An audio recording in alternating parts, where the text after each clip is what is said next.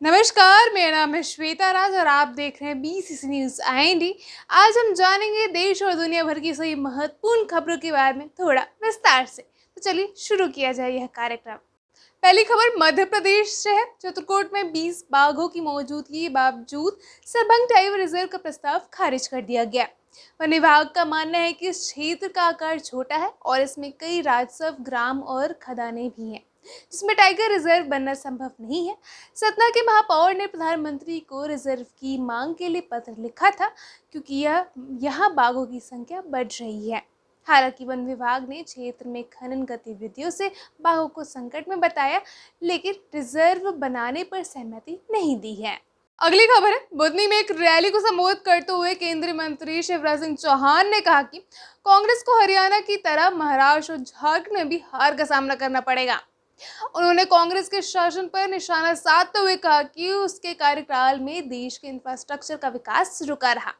चौहान ने अपने कार्यकाल में बुधनी के विकास की बात करते हुए कहा कि यहाँ स्कूल, कॉलेज और सड़कों का निर्माण किया।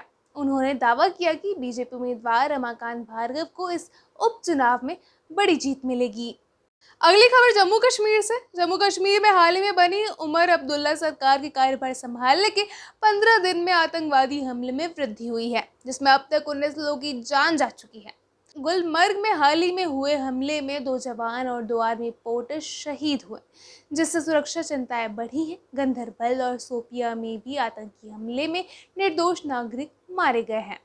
मुख्यमंत्री उमर अब्दुल्ला ने दिल्ली में गृह मंत्री अमित शाह से राज्य का दर्जा बहाल करने की मांग की। वहीं भाजपा का मानना है कि स्थिति सुधरने तक पूर्ण राज्य का दर्जा नहीं दिया जाएगा।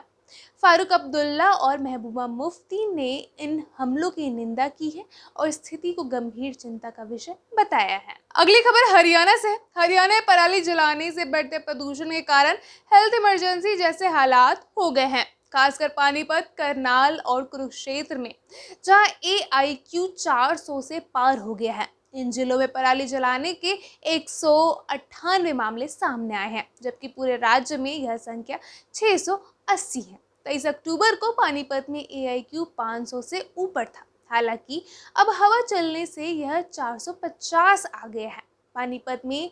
पानीपत के DC ने कहा कि प्रदूषण स्तर अब 158 पर है, जो पहले से बेहतर है। अगली खबर है, कनाडा के हैलिफैक्स में वॉलमार्ट में 19 वर्षीय भारतीय युवती गुरसिमरन कौर की दर्दनाक मौत ने सबको झकझोर दिया है। बेकरी विभाग में बड़े वॉक इन ओवन में गुरसिमरन का जला हुआ शव मिला, जिससे लोग सन्न रह गए। पुलिस सभी एंगल से जांच कर रही, लेकिन अब तक यह स्पष्ट नहीं हुआ कि गुरसिमरन ओवन में कैसे फंसी। उनकी मां भी वॉलमार्ट में ही काम कर रही थी और जब गुरसिमरन का फ़ोन नहीं लगा तो उन्होंने उसे ढूंढना शुरू किया। इस घटना के बाद वॉलमार्ट ने स्टोर अस्थायी रूप से बंद कर दिया है और जांच में पुलिस का सहयोग कर रहा है।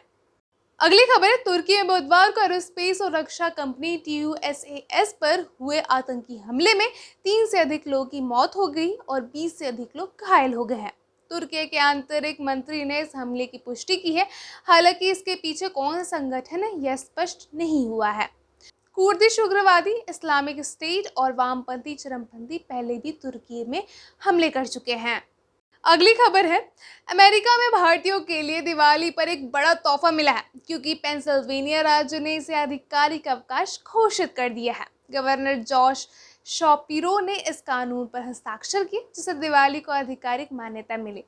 सेनेटर द्वारा पेश किए गए इस बिल का उद्देश्य राज्य की सांस्कृतिक विविधता और एशियाई अमेरिकी समुदाय के योगदान का सम्मान करना है। हालांकि इसे राज्य अवकाश का दर्जा दिया गया है, स्कूलों और सरकारी कार्यालय बंद करने की अनिवार्यता नहीं होगी।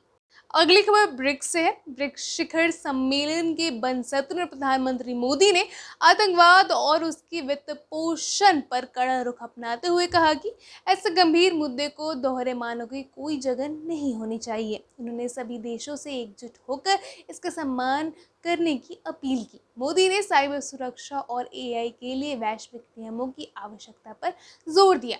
भारत ने नए ब्रिक्स सदस्यों का स्वागत करते हुए कहा कि सभी निर्णय सर्वसम्मति से हो और संस्थापक सदस्यों के विचार का सम्मान हो।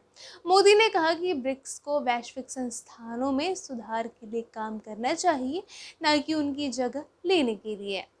अगली खबर है, आज शेयर बाजार में बड़ी गिरावट देखने को मिली, जिससे निवेशकों के करीब 10 लाख करोड़ रुपए साफ हो गए।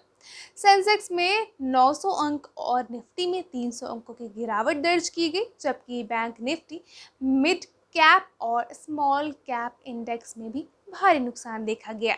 बीएसई में लिस्टेड कंपनियों का मार्केट कैप घटकर 435.1 लाख करोड़ रुपए आ गया है, जो लगभग 10 लाख करोड़ रुपए की कमी है।